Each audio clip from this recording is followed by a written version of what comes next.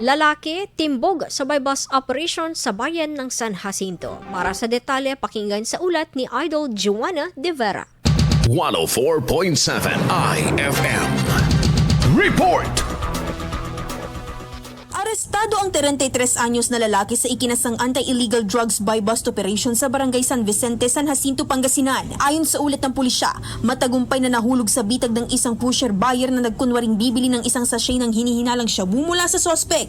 Dahil dito, agad na aresto ang sospek. Sa isinagawang follow-up search, nakumpiska rin mula sa sospek ang 2 pang sachet ng hinihinalang shabu at ang ginamit na buy-bust money. Sumailalim naman sa medical examination ng suspect bago dinala sa himpilan ng San Jacinto Police para sa karagdagang investigasyon at dokumentasyon. Nahaharap ang suspect sa kasong paglabag sa illegal sale of dangerous drugs at illegal possession of dangerous drugs ng Republic Act 9165 o ang Comprehensive Dangerous Drugs Act of 2002.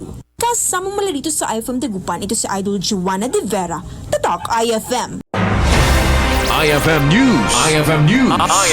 IFM News.